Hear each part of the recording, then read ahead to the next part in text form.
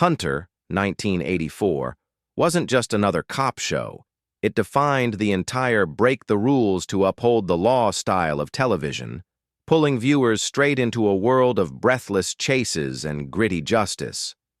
But behind the camera, the real drama belonged to the cast themselves.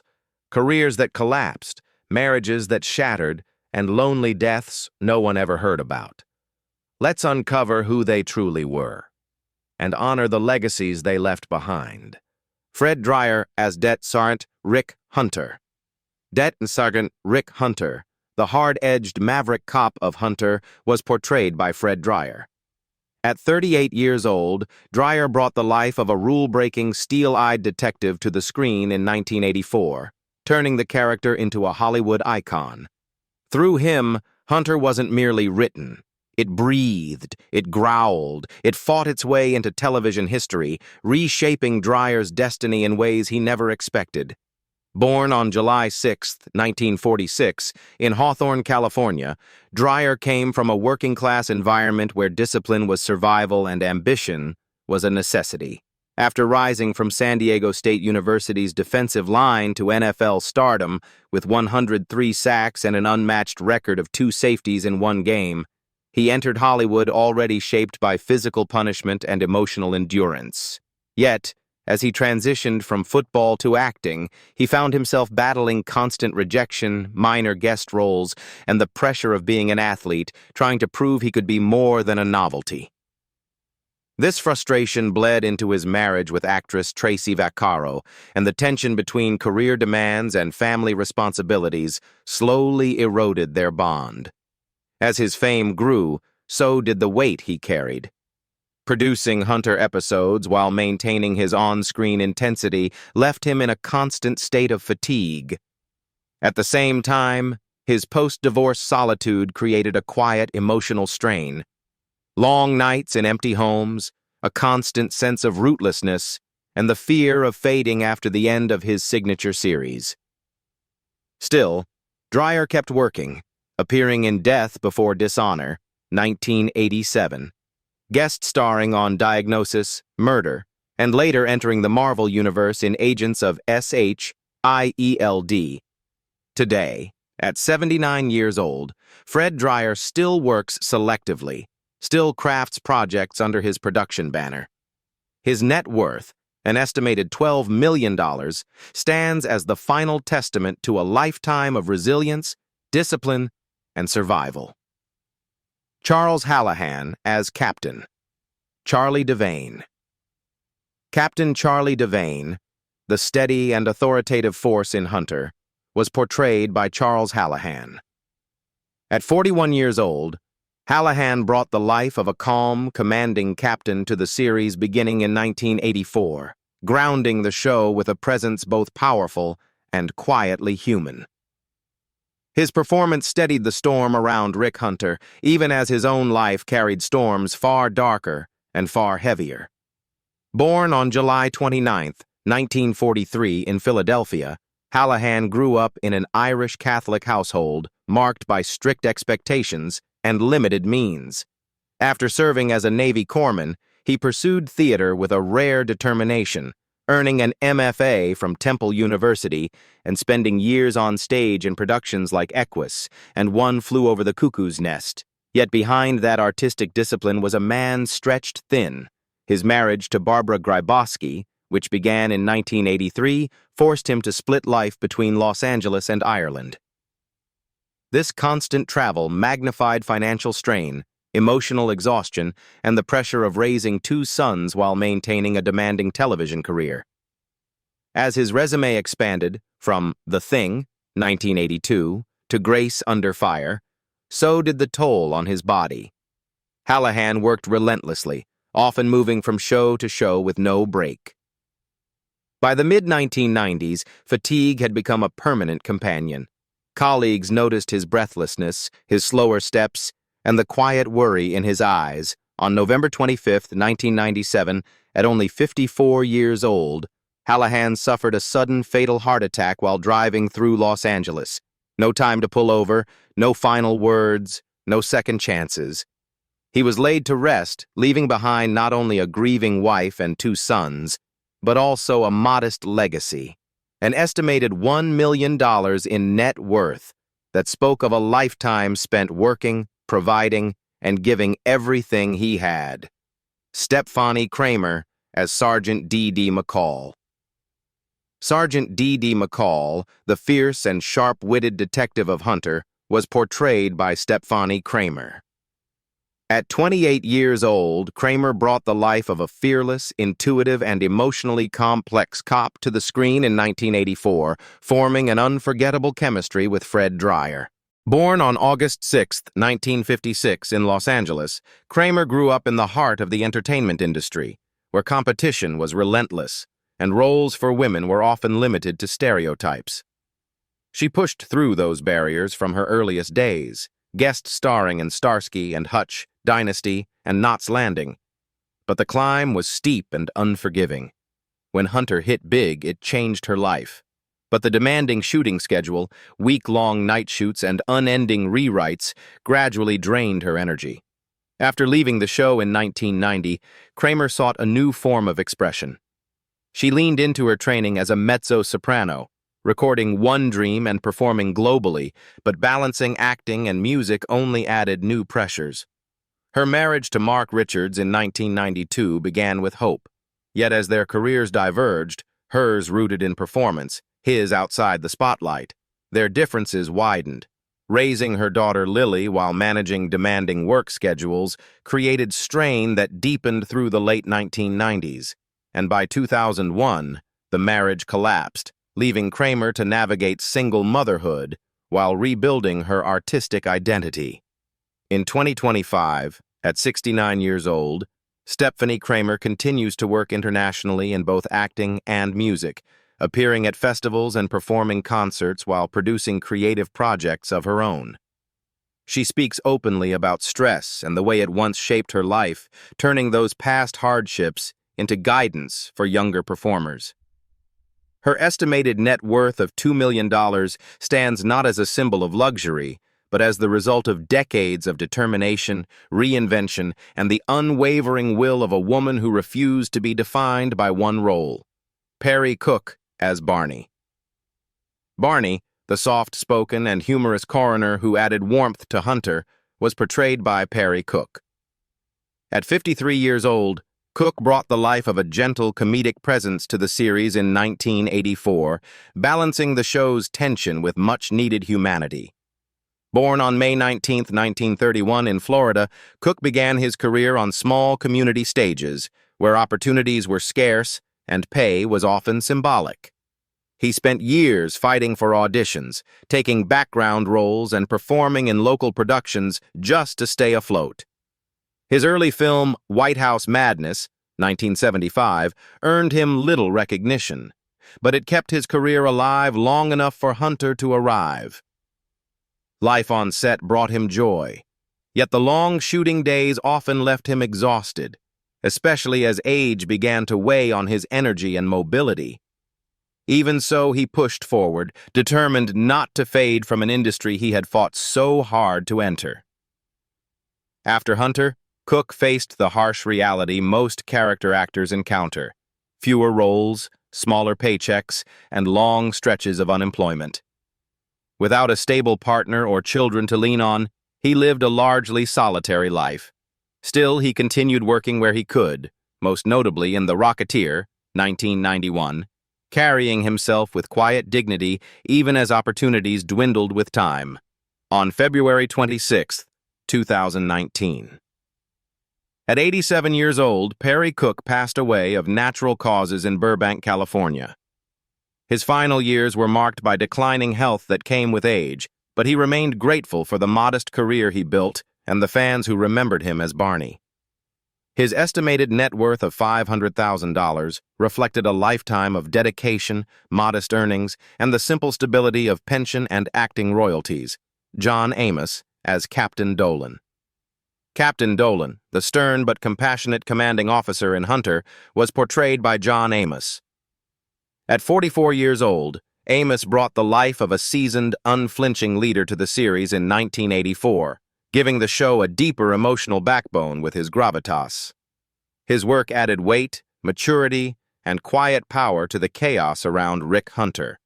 Born on December 27, 1939, in Newark, New Jersey, Amos grew up in a working-class home where ambition had to be carved out, not inherited. After struggling through an unstable football career, cut repeatedly, shuffled between leagues, and told he wasn't a real football player, he finally pivoted toward acting out of necessity rather than destiny. The breakthrough came with Good Times, 1974 to 1976, but the success was stained by racial bias from writers and executives who refused to let black characters evolve beyond stereotypes. His frustration turned into open conflict, and being fired from Good Times left him bruised but unbroken. Roots, 1977, restored his dignity with an Emmy-nominated performance, yet typecasting followed him like a shadow, and by the time he joined Hunter, he was already fighting ageism and an industry eager to push older black actors aside.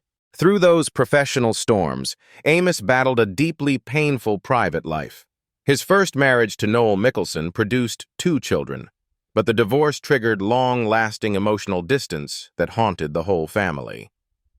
His second marriage to actress Lillian Lehman collapsed even faster, strained by career pressure, mismatched expectations, and financial disagreements. As the years passed, the family fractures widened. By 2023, legal disputes with his children over alleged elder abuse thrust the Amos family into a public scandal. Despite appearing in enduring classics like Coming to America, 1988, and Die Hard 2, 1990, the emotional toll of fame and family conflict stayed with him into his final years. On August 21, 2024, after a brief hospitalization in Inglewood, California, John Amos passed away at 84 from congestive heart failure. His death went unannounced for over a month. His estimated net worth of $1 million, reduced by years of legal disputes, became a final reminder of how deeply personal battles can shape even the most remarkable public life. Garrett Morris as Arnold "Sporty" James.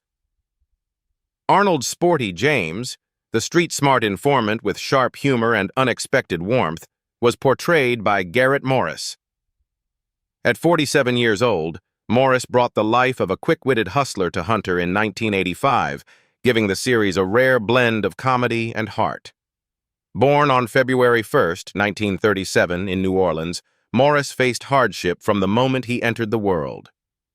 Growing up poor in the Gerttown neighborhood, he escaped through music, eventually training at Juilliard and performing with the Belafonte folk singers. Yet when he broke barriers as the first black cast member on Saturday Night Live, 1975 to 1980, the triumph came with deep wounds, stereotyping, hostility behind the scenes, and a feeling of being used rather than valued.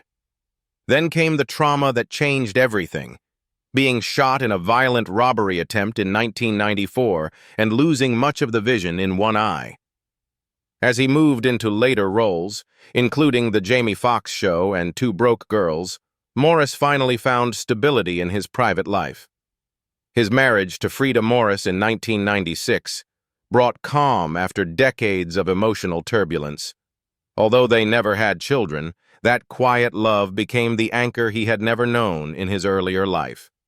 In 2025, at 88 years old, Garrett Morris remains active, celebrated, and deeply respected. His Hollywood Walk of Fame star, awarded in 2024, became not just recognition, but vindication. The industry finally honoring a man it once undervalued and mistreated. Though vision loss and age-related limitations shape his daily life, he continues to appear in interviews, mentor younger performers, and share his story with unfiltered honesty. His estimated net worth of $2 million reflects a lifetime of resilience and creative reinvention. Richard Beauchamp as Carlos. Carlos, the tough but unassuming officer in Hunter, was portrayed by Richard Beauchamp. At 34 years old, he brought the life of a street-level cop to the series in 1984, grounding the early episodes with raw grit and quiet vulnerability that only character actors like him could deliver. Beauchamp's upbringing in New York was steeped in hardship, tight finances, unstable work, and a constant fight to be seen in an overcrowded industry. Acting became his escape, but it came with its own pain.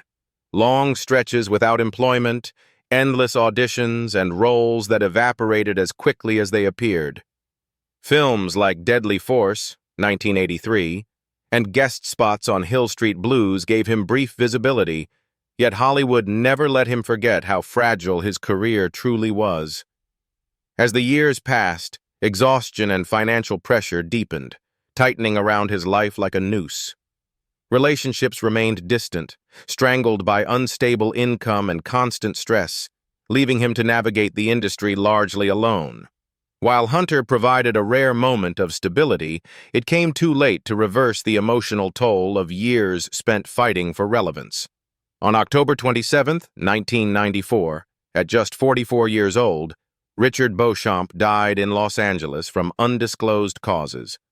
His estimated net worth of $500,000 reflected modest success, built not on fame, but on perseverance, sacrifice, and the quiet dignity of a man who gave everything he had to the craft. John Shearin as Lieutenant Ambrose Finn. Lieutenant Ambrose Finn, the sharp-minded and quietly authoritative presence of Hunter, was portrayed by John Shearin. At 40 years old, Shearin brought the life of a disciplined, calculating lieutenant to the series in 1986, creating a tone of calm intelligence in every scene he appeared in. His character became a subtle backbone for the show's strategic plots. But behind that composed exterior was a man shaped by a childhood marked with discipline and war. Born on September 27, 1944, in Charlotte, North Carolina, Shearin grew up under the shadow of a strict Southern household before enlisting in the U.S. Army in 1965. Vietnam nearly broke him. He returned in 1966 with commendations, but also with the quiet trauma shared by many veterans. That inner weight followed him into acting, pushing him to the stage. Eating Raoul, 1982, gave him his first spotlight, yet Hollywood offered him only fragments of chances afterward. The deeper struggle, however, came from the pressure of balancing artistic ambition with the exhaustion that lingered from war. Marriage became his only anchor. His union with Jennifer Wilson in 1983 remained stable, but it came with the burden of raising 3 children during years when roles were inconsistent and financial insecurity loomed. Each rejection chipped away at his confidence, even as he tried to rebuild himself through theater and teaching. Yet in the midst of that turbulence, American Gothic, 1995, briefly reminded audiences of his raw talent. Eventually, he turned to academia, becoming a respected professor and later receiving the ECU Lifetime Achievement Award in 2015. On April 9, 2017, John Shearin died at age 72 in Greenville, North Carolina, from natural causes. His estimated net worth of $500,000 reflected a modest but honorable career marked by resilience rather than luxury. Lauren Lane as Sergeant Chris Novak, Sergeant. Chris Novak, the sharp, composed detective who brought new energy to Hunter's final season, was portrayed by Lauren Lane. At 30 years old, Lane brought the life of a determined, intuitive investigator to the screen in 1991, helping stabilize the show's final chapter with a fresh dynamic. But behind her confident on-screen presence was a woman carrying pressures the audience never saw. Born on February 2, 1961, in Oklahoma City, Lane grew up between Oklahoma and Texas, shaping her discipline through years of theater training at the University of Texas and the American Conservatory Theater early in her career.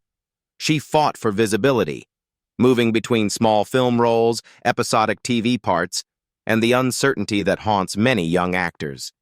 When fame finally arrived with The Nanny, 1993 to 1999, the success was overwhelming, yet typecasting soon boxed her in, triggering a period of depression and emotional exhaustion. This pressure followed her into her personal life, increasing strain on her marriage to David Wilkins. After The Nanny ended, Lane made a quiet but deliberate retreat from Hollywood, choosing stability over burnout. She redirected her talents into theater and teaching, rebuilding her confidence in environments where creativity mattered more than image. The divorce that followed left her navigating life as a single mother while redefining her artistic identity. Still, she found renewed purpose on stage and in the classroom. Spaces. In 2025, at 64 years old, Lauren Lane teaches full-time at Texas State University, shaping the next generation of performers with the empathy she once needed herself. She appears in select theater productions and special reunions, embracing her legacy without letting it overshadow her present. Her estimated net worth of $2 million, earned from teaching, stage work, and cameo, reflects a life rebuilt with clarity, courage, and quiet resilience. Rudy Ramos as Ruben Garcia. Ruben Garcia, the streetwise and steady investigator of Hunter, was portrayed by Rudy Ramos. At 37 years old, Ramos brought the life of a grounded, quietly observant officer to the series from 1987 to 1988, adding cultural depth and emotional nuance to the show's later seasons. His presence was brief but meaningful, offering a rare layer of authenticity that fans still remember. Ramos's childhood in Lawton, Oklahoma, was marked by poverty, discrimination, and the internal conflict of being half Mexica indigenous and half Mexican. Growing up in the shadow of Fort Sill, where Geronimo spent his final years, he carved strength from a world that often reminded him he didn't fully belong to any single identity. That pain followed him into Hollywood, where Latino and Native actors were routinely pigeonholed. He fought fiercely to break through in The High Chaparral, and later in films like Beverly Hills Cop 2, 1987, and Colors, 1988. But every step forward carried the sting of being judged first by ethnicity, then by talent.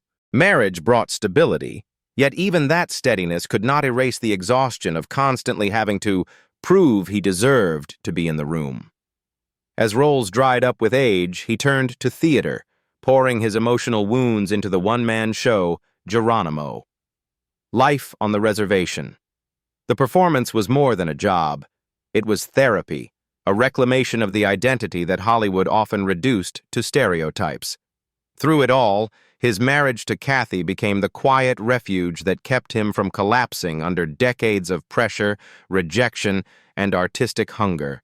In 2025, at 75 years old, Rudy Ramos remains active creatively, known to younger audiences for his role as Felix Long in Yellowstone.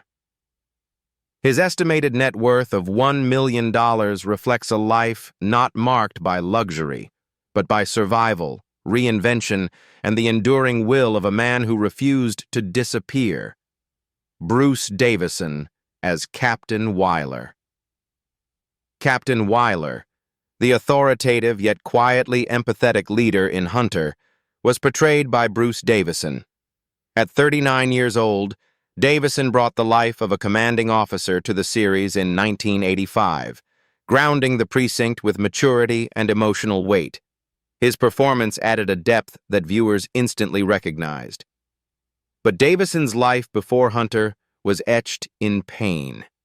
Born on June 28, 1946 in Philadelphia, he grew up as a child of divorce, shuffled between homes, carrying the ache of separation long before he understood it. That fracture followed him into adulthood, where Hollywood welcomed him with opportunity but also ruthless expectations. His early triumphs in Willard, 1971, and The Strawberry Statement were shadowed by periods of unemployment in the 1980s, when role after role slipped away due to industry bias and the stigma of playing too sensitive, too emotional men. The oscillation between sudden fame and abrupt silence left him constantly fearing that his career was one mistake away from collapse. His love life offered no refuge. Davison endured 2 painful marriages, first an annulment, then a tumultuous second union that ended in divorce, each one reopening the childhood wounds he never fully healed. And when longtime companion, 1990, brought him an Oscar nomination, the role thrust him into AIDS activism at a time when the disease was surrounded by fear, hatred, and misinformation. Yet he stayed, using roles in X-Men, 2000, and Ozark, 2017 to 2022, to carve space for a career many thought had already died. In 2025, Bruce Davison is 79 years old and still working, still defying an industry that once doubted him. His late-life stability with his third wife, Michelle Corey, and his 2 children has become the quiet ending he long searched for. His estimated net worth of $8 million reflects a lifetime of survival, reinvention, and the courage to keep standing when everything else tried to undo him.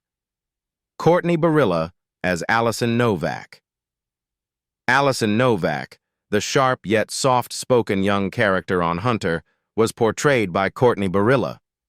At just 14 years old, she brought Allison to life in the 1988 episodes, giving the series a rare touch of innocence amid its violence and grit. Though her time on the show was brief, her presence left a subtle but unforgettable mark. Born in 1974 in the United States, Courtney grew up in a family connected to the arts, but her childhood was far from stable. Her parents, Maxwell Phillips and Kimberly Barilla, separated when she was still young, leaving her caught between 2 households filled with tension, long silences, and emotional distance. That early pain shaped her deeply, and it later seeped into her performances, especially in Return to the Blue Lagoon, 1991, where she portrayed a young girl wrestling with loneliness and fear far beyond her years. As she reached adulthood, the cracks from her childhood followed her into her personal relationships. Courtney struggled to maintain stability, often finding herself repeating the emotional patterns she witnessed growing up. Hollywood offered little mercy. After Tae Choi Siu Hang, 1994, and a handful of small roles, opportunities dried up quickly. Typecast early and without the powerful backing that many child actors rely on, she quietly slipped out of the spotlight. The pressure to stay visible, to remain relevant, became too heavy for someone who had never fully healed from her past. By 2025, Courtney Barilla is 51 years old, living quietly and far removed from the Hollywood chaos she once knew. She occasionally appears at small fan gatherings dedicated to Hunter or her early film work, but otherwise chooses privacy over fame. Her estimated net worth of $1 million from residuals and family investments provides her with stability. A gentle ending for someone whose early life was anything but gentle. After all these years, their stories still linger, some triumphant, some heartbreaking, all unforgettable. Which cast member's journey moved you the most today? If you want more then and now stories like this, hit subscribe and join us for the next deep dive.